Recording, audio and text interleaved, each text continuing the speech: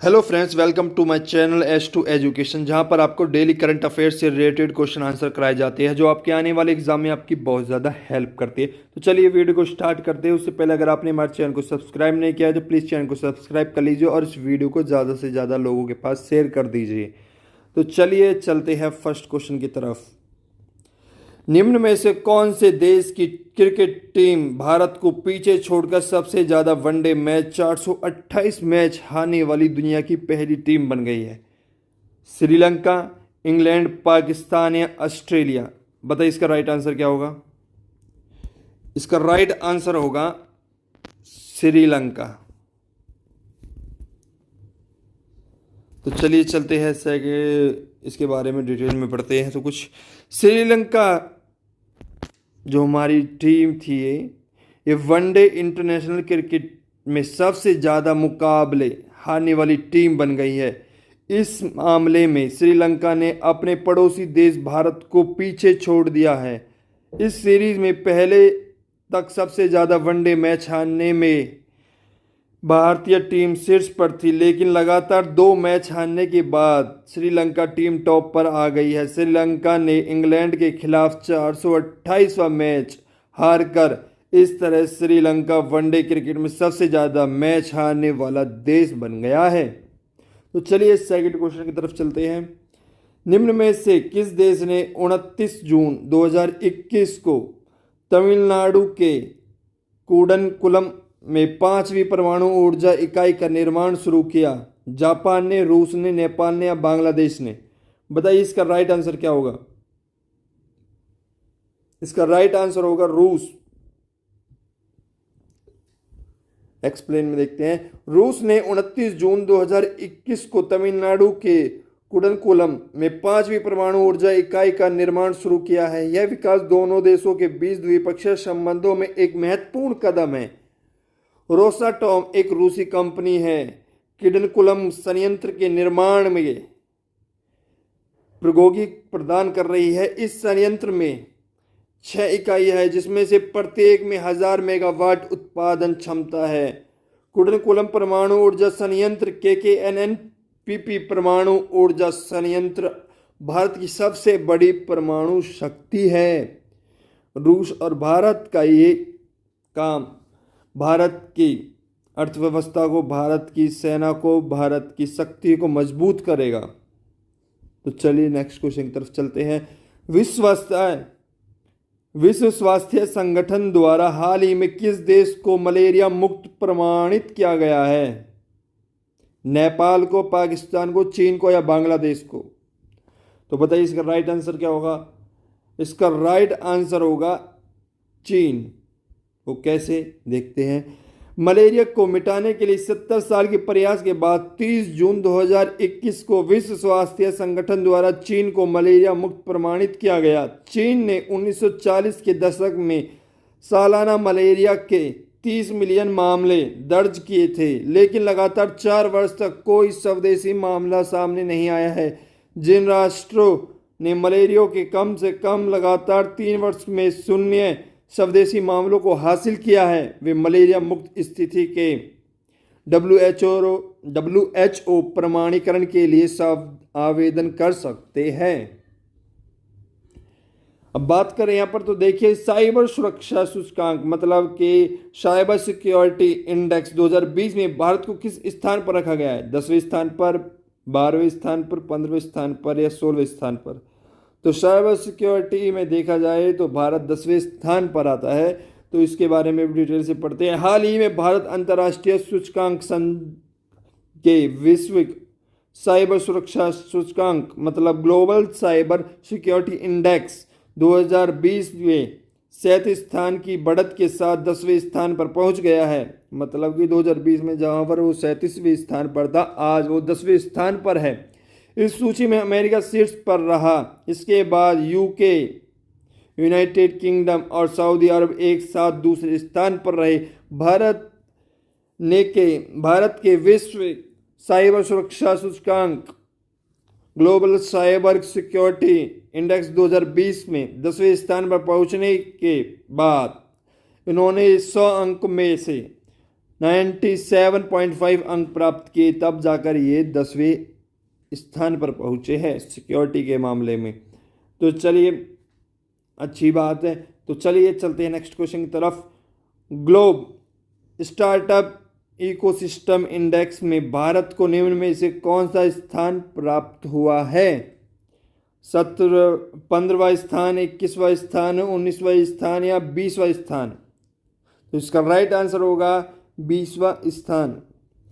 Global startup ecosystem की बात करें तो स्टार्टअप ब्लिंक द्वारा ग्लोबल स्टार्टअप इकोसिस्टम इंडेक्स 2021 में शीर्षक 200 देशों में भारत 20वें स्थान पर है। देश, जो हमारा देश भारत है, वो 2019 में 17वें स्थान पर था, जिसके बाद यह 6ठे स्थान नीचे गिरकर 2022 में 23वें स्थान पर चला गया था। रिपोर्ट के मुताबिक भारत आज 20वें स्थान पर है। तो ये अप डाउन से लगता है कि भारत को और परिश्रम करना बहुत ज़्यादा जरूरी होगा। भारत को अपने स्टार्टअप पारिस्थितिकी तंत्र को और मजबूत करने के लिए बुनियादी ढांचे और इंटरनेट की गति को बेहतर बनाने की ज़रूरत है। हमारे में जो भारत है उसमें जो नेट की स्पीड है, इनसे जो काम हो रहे हैं, इनसे जो बिजनेस चल रही है, हमें अपने ग्लोबल स्टार्टअप इकोसिस्टम को और ज़्यादा मजबूत करना होगा, जिससे कि हमारे देश बिजनेस में और भी आगे ज़्यादा जा सके।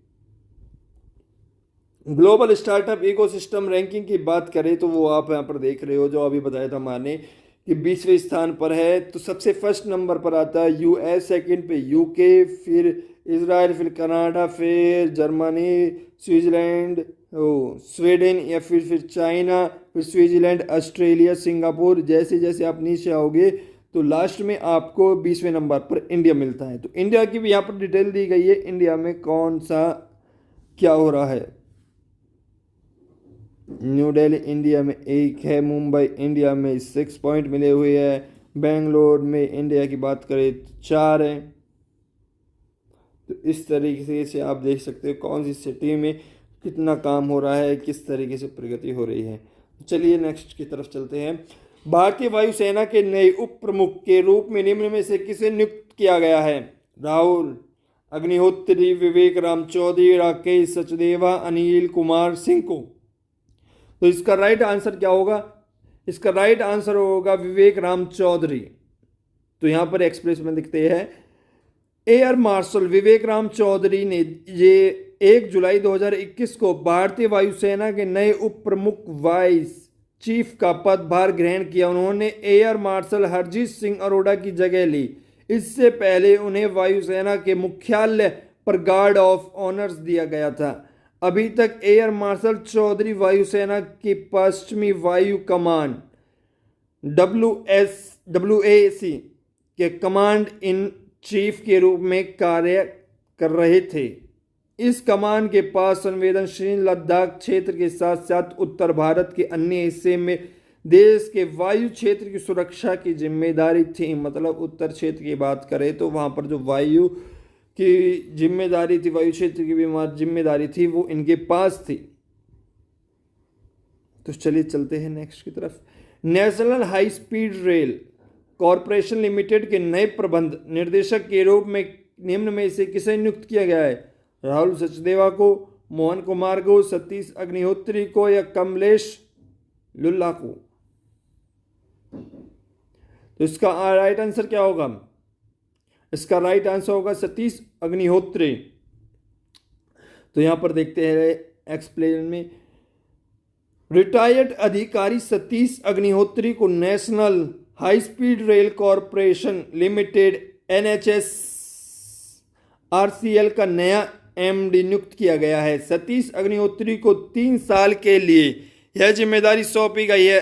अग्निहोत्री वर्ष 1982 बैच के IRSE है और वे 2018 में रेल विकास निगम लिमिटेड के प्रमुख के रूप में रिटायर हुए थे। अहमदाबाद और मुंबई के बीच चलने वाली इस हाई स्पीड ट्रेन के प्रोजेक्ट में कई तरह की दिक्कतें चलती आ रही थी सालों से। इस प्रोजेक्ट को 21 किलोमीटर की लाइन जमीन के अंदर बिछाई जानी है, जिसमें मुंबई के पास समुद्र के भीतर 7 किलोमीटर लंबी सुरंग भी शामिल है। जो 21 किलोमीटर की जो ये सुरंग बनाई जा रही है नीचे, इसमें 7 किलोमीटर की जो सुरंग है वो समुद्र में है, समुद्र के नीचे से जाएगी मुंबई से। तो ये भी आपको पता होना चाहिए। तो चलिए नेक्स्ट क्वेश्चन की तरफ चलते हैं। ये हमारे कुछ डिटेल्स है तो उनको भी देखते हैं। केंद्रीय मंत्री सूचना एवं प्रसारण और पर्यावरण मंत्री कौन है हमारे? प्रकाश जावड़ेकर। तो इस चीज का ध्यान रखना, केंद्रीय मंत्री सूचना एवं प्रसारण और साथ के साथ पर्यावरण मंत्री कौन है? प्रकाश जावड़ेकर। प्रकाश जावड़ेकर ने कहा कि प्रधानमंत्री नरेंद्र मोदी के नेतृत्व में देश में 15,000 वर्ग किलोमीटर वन संपदा बढ़ी है। अगर क्वेश्चन आ जाए कि प्रधानमंत्री के नेतृत्व में जो 15,000 वर्ग किलोमीटर वन संपदा बढ़ी है, उसके केंद्रीय पर्यावरण मंत्री कौन है? प्रकाश जावड़ेकर। वन महोत्सव एक सप्ताह के लिए चलता है, जो आपको पता है 1 जुलाई से 7 जुलाई तक। तो ये भी क्वेश्चन आ सकता है, वन सप्ताह का जो त्यौहार बनाया जाता है वो कितने दिनों के लिए बनाया जाता है? तो वो 1 हफ्ते के लिए बनाया जाता है, 1 सप्ताह के लिए। तो ये 1 तारीख से लेके 7 जुलाई तक बनाया जाता है, तो इसका भी आपको ध्यान रखें। और अभी फिलहाल में जो माना पटेल है, अब भारत की तरफ से टोक्यो ओलंपिक के पद के लिए अपनी दावेदारी पेश करेगी। कौन? माना पटेल। और जो एक तैराकी है, और भारतीय तैराकी महासंघ के अनुसार माना पटेल की विश्वविद्यालय कोटा से टोक्यो ओलंपिक में भर्ती की पुष्टि हो गई है। अब कहा जाए कि माना पटेल को जो टोक्यो ओलंपिक में जो भर्ती की पुष्टि हुई है वो कहाँ से हुई है? विश्वविद्यालय कोटा से। इस चीज़ का भी ध्यान रखें। तो लास्ट क्वेश्चन की तरफ चलते, जो सबसे ज़्यादा चर्चित विषय आ रहा है सामने, वो है दक्षिण अफ्रीका के पूर्व राष्ट्रपति जैकब जुमा 5 करोड़ रैंड मतलब लगभग 26 करोड़ रुपए के भ्रष्टाचार के मामले में फंस गए हैं। उन पर मूल रूप से भारत में सहारनपुर के रहने वाले गुप्त बंधुओं के साथ मिलकर भ्रष्टाचार करने का आरोप है। तो इस चीज़ का ध्यान रखें। आज के लिए इतना ही, मिलते हैं नेक्स्ट वीडियो में। अगर आपने हमारे चैनल को सब्सक्राइब नहीं किया तो प्लीज़ चैनल को सब्सक्राइब कर लीजिए, साथ के साथ बेल आइकन को प्रेस कर दीजिए ताकि हमारी छोटी छोटी वीडियो आप तक पहुंच सकें। धन्यवाद।